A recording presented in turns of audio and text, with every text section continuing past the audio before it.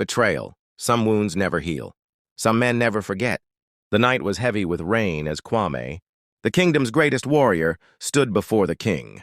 His hands were stained with blood, but not his own. King, weak, gasping, You betrayed me. The great king of the Ashanti kingdom lay dying, his crimson robes soaked in his own blood. Guards stormed into the royal chamber, their weapons drawn. Kwame dropped his sword, his heart pounding. Kwame desperately said, "This isn't what it looks like." "I didn't do this." But the queen, his closest ally, the woman he had sworn to protect, pointed at him, her voice sharp as a blade. The queen was furious. "You murdered him. Seize him!" The guards lunged. Kwame fought. His fists met flesh, his strength overpowering, but there were too many. They dragged him through the palace, past the torches that once lit his path to glory. The people, the ones who once chanted his name, now screamed for his death. He was thrown into the Valley of Shadows, a cursed land where no man returned, but death was not meant for him that night. Kwame crawled through the valley, his body broken, his spirit shattered.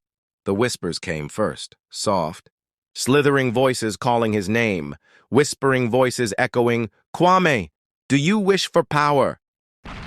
The ground cracked beneath him, and from the depths of the cursed land, a figure emerged, tall, wrapped in shadows, eyes glowing like embers, the Serpent King, the vengeful spirit of an ancient ruler.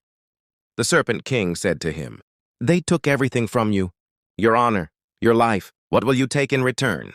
Kwame's hands curled into fists. The pain, the betrayal, it burned inside him. Kwame, growling and determined, said, "Everything." And so the curse was sealed. Dark magic surged through his veins, his body pulsing with power. His eyes turned golden, his wounds healed. And the warrior was reborn. He was no longer a man. He was vengeance. And he was coming back for them all. They thought he was dead. They thought the Valley of Shadows had swallowed him whole. But Kwame was coming back. Not as the warrior they once knew, but something far more dangerous. The palace was alive with celebration. The new king, Obadele, sat on the golden throne, his smile as sharp as a blade. Beside him, the queen raised her golden goblet. Her voice echoing through the halls, Queen mockingly said, "The traitor is dead, and with him and can't be of a threat this kingdom." Laughter filled the chamber. The very men who once fought beside Kwame now drank to his downfall. But outside the palace walls, a storm was brewing. The marketplace was busy, traders shouting, children running, the smell of roasted plantains filling the air, and then the wind changed, the sky darkened, the torches flickered. A slow, uneasy silence spread through the crowd.